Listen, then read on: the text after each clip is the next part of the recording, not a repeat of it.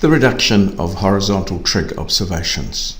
Today we're going to show how you might reduce a horizontal trig observation. So let's have a look at the scenario that we've got.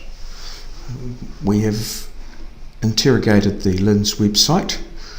In this case we're working in the Mount Eden 2000 circuit, and we've decided that we will choose Trig 1 as our origin. We're going to do a control traverse between Trig 1 and Trig 2. So we will do a similar observation at Trig 2 and then close our bearings based on our observations. So at Trig 1 we have determined that there are 4 other visible trigs, RO11, RO12, RO13 and RO14. So we go to our trig and we observe a number of sets, or whatever we determine is appropriate to each one of these trigs, as well as the first leg of our traverse P1. So we will be orientating in terms of these 4 trigs. So once we have done our observation and meaned up our observation, it's then we have to do some work to get it ready so that we can start closing the bearings for our traverse. So here we are at our observation page, and I have listed here, first of all, the most important thing I've listed here is that we are working in the Mount Eden 2000 circuit. And also here we are, we've listed our trigs here, Trig 1, which is where we're doing our observation from, and the other 4 trigs that we're observing to or using to orientate on. Something to note here is the order of the coordinates is easting first, northing, and then height. This appears to be a convention used by geodetic surveys where the easting comes first, followed by the northing. And you'll notice this in other programs such as AutoCAD and what have you, where this is a fairly common order of things. Just coming down here to see what we have our horizontal means, which this is the results of our observations in the field, that we've meaned the number of sets and the observations, and these are the bearings that we have received. We've also measured the line down to our first traverse point, P1, which I've put in here.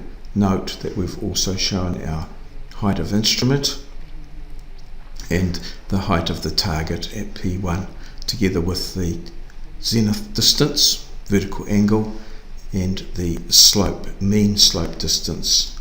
So these observations and measurements are all a result of a significant amount of meaning and reduction of the observations in the field to check that they meet with the required standards.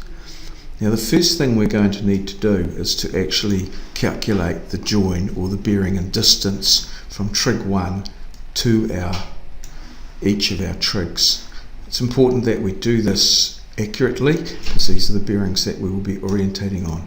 It is also important that we do this in a geodetic program so that we can be certain that we're allowing for all the scale factors and other things that may be contained within these coordinates. So the first thing what I'm going to do here is to take these coordinates, and I'm going to I'm working in a spreadsheet here, so what I'm going to do is first of all save this particular spreadsheet, and then I'm going to create a CSV file which will enable me to load the information into a geodetic program in order to calculate the joins between the trig and the various reference trigs and place the true bearings in this line here. So to do that, I'm going to first of all just delete all those rows there. So we'll just click on there and delete. I'm going to delete this column here, delete, and then I'm going to delete all of the material down here, delete, this is just to create a quite simple. I'm just going to delete this information here, this row here, sorry. So just click on there and delete that. So just to note here we are. It's important that you remember the order of this for the way that we put it into our geodetic program. So here we've got the name, easting, northing, height, and in here I'm just going to give the points a number or a point number. So that'll be 2, and then we'll just copy that down 3, 4, 5. Now what I'm going to do is to save this file. I'm going to save it as a CSV file. That's a comma separated file. So that's a format that we can use. I tend to use that one there, and I'm going to call the file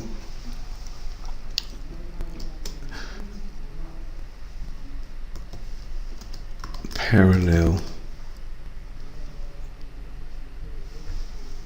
I'm going to call the file Trigs for parallel trigs. As you can see, I've done this a few times previously just to check that it all works, and I'm then going to save that file. That's okay. We only, a CSV file only has one sheet, and then we're going to say yes, okay, and we'll close out of this file and move on to our geodetic program. Here we are in our geodetic program, and what we're going to do is to import the CSV file. So file, import data input, and I'm going to use this format here, which we then browse to the file, which is in a CSV file. So we need to just have a look at all, and I just remember that we called it Trigs, so that's the file there. We probably want to, I like to have everything just coming in as red. Text, we might need to choose that just to make that work, the file that we're going to put this in. I'll call it Trigs, like so, and yes, we want it to be into picture 1, and don't necessarily want the join, it's going to be delimited. Now, as we remember, the X was in the second column, Y was in the third column, the height was in the fourth column. This is of the CSV file. The name of the trig was in the first column, and I put the point number in the fifth column. It's a CSV file, so it's comma delimited, and then we just go read, finish, and there we see we have our points in there. We can get their names to annotate here, so turn on that annotation there. There we have our point numbers and the names of them there. We can see, there we are. Now what we need to do is to calculate the join between them, in particular the bearing. We want to make sure that's in a geodetic form. I'll explain this a little bit perhaps later on. So the best way I've found to do that is to do that with a Travis sheet. So we'll just check the parameters of our Travis sheet. It's very important that we want to get everything to the nearest second for this, whereas in some cases we're doing reduction. So I've made sure that it's rounding to the nearest second here, and that we're working in 3 decimal places and everything. So that's all good. I've checked the parameters there. Survey Travis sheet here. Let's have a look at, we're going to create a new one. So the projection that we're using is going to be Mount Eden Circuit 2000. and the network name, I'll just call it P-Trigs, and P-Trigs, I'll call it X just to in case we get some confusion with model names here, and the file name here, I'll call that P-Trigs X, and we'll just create that, which should create us with a little spreadsheet here, which I'll just bring into the picture that we're working. So what we're going to do here is now just not going to do a traverse at this point, just some radiations.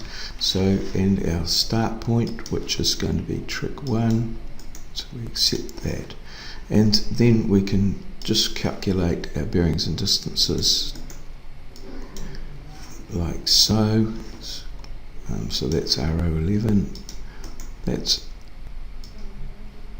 RO12, this is RO13, and this here is RO14. And there we can see that we have our bearings and distances calculated to the nearest second. Just by way of a check and just further information, we can measure these directly, but it's important that when we measure them directly, we allow for the scale factor that's in the circuits, as that has an effect on the bearing.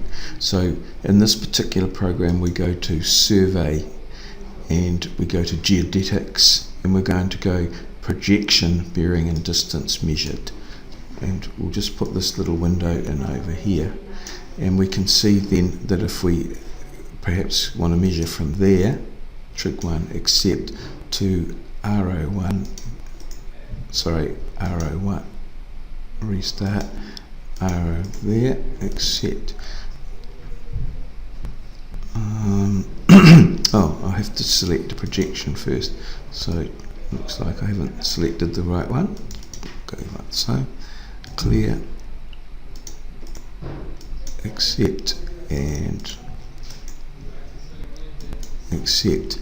Now what you find there is some information here. You can see the bearing 2134.28.92, which rounds to 29 to the nearest 1 second. But just look here at the distances.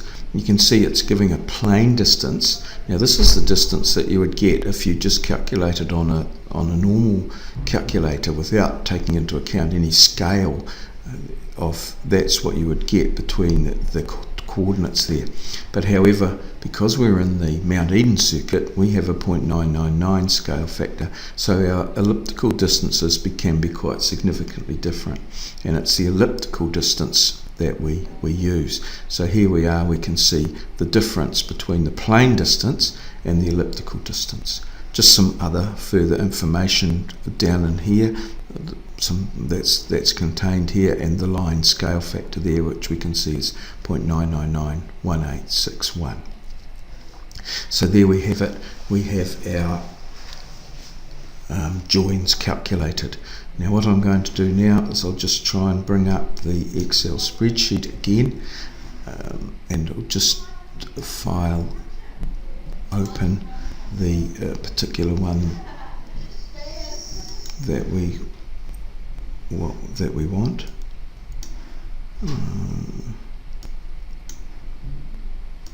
Okay, this is the Excel spreadsheet that we've been working in, and so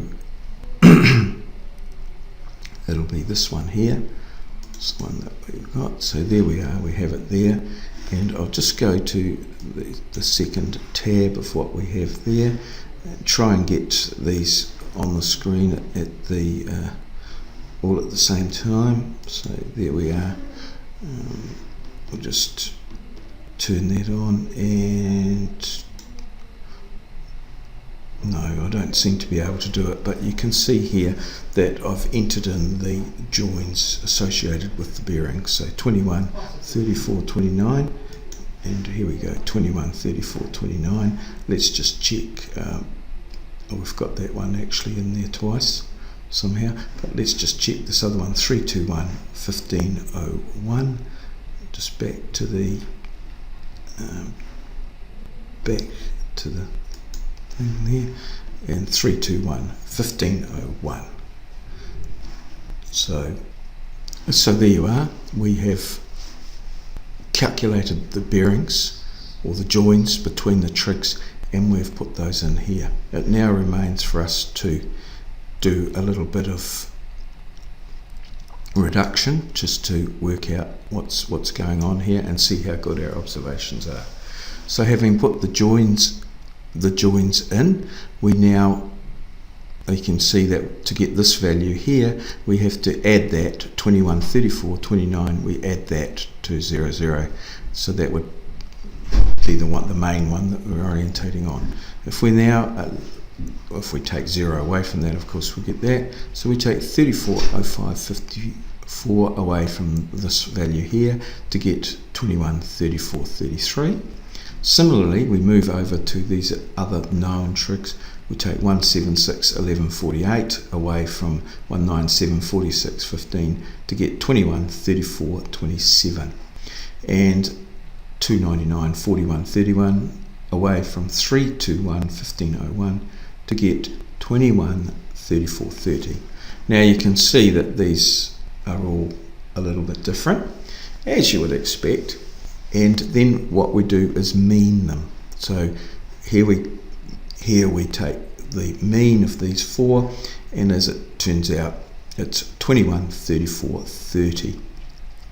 Now, then we take our 21, 34, 30, add that to our what we observed to P1 this will give us the true bearing to P1, or as close as we can get. So 125, 12, 21. We add these two together, and that's our horizontal bearing that we have allowed or applied in terms of all these. And this is the bearing that we would carry forward into the first leg.